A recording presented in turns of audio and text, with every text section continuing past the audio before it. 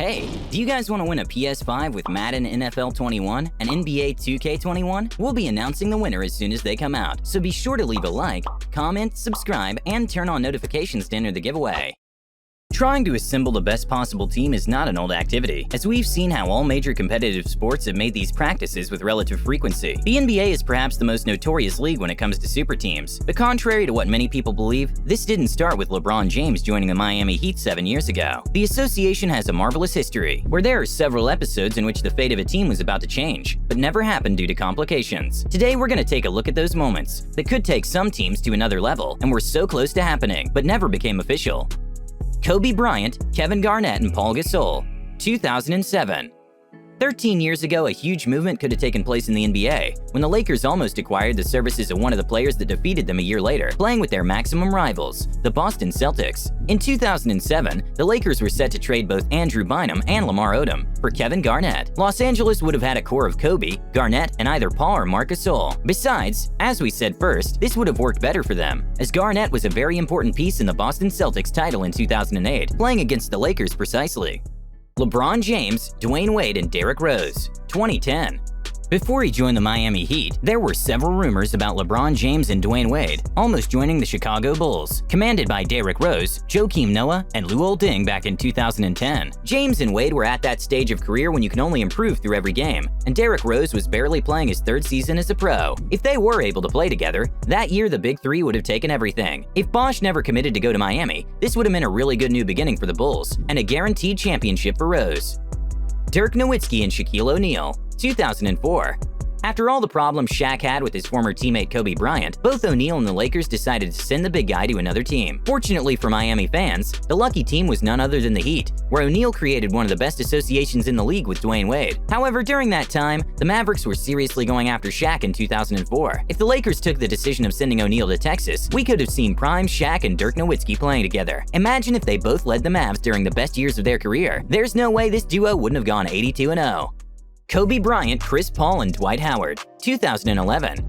Okay, so 9 years ago, one of the weirdest episodes in the NBA took place when David Stern vetoed the trade of Chris Paul to the Los Angeles Lakers. Even today, there are people that remember that and blame the then commissioner for the present and the bad seasons the team had after that failed trade. Stern vetoed the trade thanks to the pressure of the rest of the NBA owners. At the time, the Hornets were owned by the league, as many or most of them believed the competitiveness would have been damaged if the Lakers didn't give in at least one draft pick. The Lakers missed a great chance to team up Kobe Bryant and Chris Paul, plus Dwight Howard, that would have led the Lakers to relive the old glories.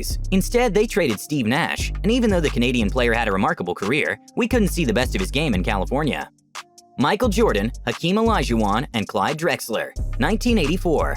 Back in the day, the Houston Rockets could have had arguably the best core in NBA history. If they made the right decisions, there wouldn't have been any competition for them. The Houston Rockets almost got Hakeem Olajuwon, Michael Jordan, and Clyde Drexler in 1984. Imagine what would have happened if those three played together. The Rockets would have traded then expected to be superstar Ralph Sampson to Portland for Clyde Drexler and the second pick in the draft. They would have taken Hakeem first and His Majesty second. Olajuwon and Jordan dominated the NBA during 8 consecutive years in the 90s. Imagine if they both played alongside in a team. Tim Duncan, Jason Kidd, and Manu Ginobili, 2003. We all know the San Antonio Spurs history and how they've developed and discovered talents over the years. A big sample of that is Tony Parker, a guy who knew how to take the team to play at the maximum level against the biggest rivals. However, Parker wouldn't have had a very successful journey playing at Texas if they acquired the services of one of the best point guards in the game historically. Jason Kidd almost signed with the Spurs in 2003, but that never happened. Kidd playing under the tutelage of Greg Popovich with the system and the philosophy of the Spurs would have been nothing but great. Unfortunately, we can only imagine what would have happened. Carmelo Anthony, Chauncey Billups, and Rip Hamilton, 2003.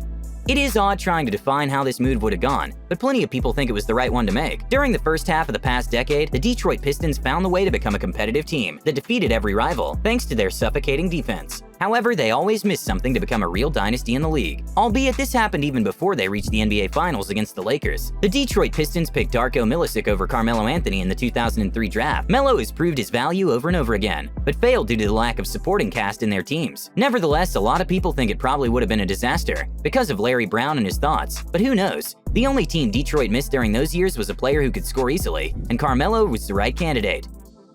LeBron James, Dwayne Wade, Chris Bosh, and Carmelo Anthony, 2014. We all know Miami history when it comes to build super teams, and they nailed it in 2010 when they assembled a team with LeBron James, Chris Bosh and Dwayne Wade. But right after they lose against the San Antonio Spurs, the Heat's front office started to search a new player to boost their squad. The 2014 Miami Heat tried to add Carmelo Anthony to their high-powered Big Three. They would have reportedly taken pay cuts to make this actually happen. Unfortunately for them, the Knicks offered Melo a deal that he couldn't refuse. A 5-year max contract. Maybe with this move, LeBron would have stayed in Miami and stopped Golden State during that year's finals. Shaquille O'Neal and Chris Webber, 1993. Have you heard about DeMarcus Cousins and Anthony Davis? What about another Twin Towers that could have led and dominated the NBA during the 90s? Well, Orlando was a good team to have hypothetical great squads, as they are nowadays to land awful players. Chris Webber was selected as the first overall pick in the 1993 NBA draft, but he was immediately traded to the Golden State Warriors. What if they kept C-Webb and put him together with Shaq? It would have been a nightmare for any team that tried to challenge these two giants. It's crazy to see how things can be totally different, depending on somebody's decision at a specific time. Chris Webber not playing with Shaquille O'Neal is one of those cases. Don't forget to like this video, subscribe to the channel, and as always, thanks for tuning in.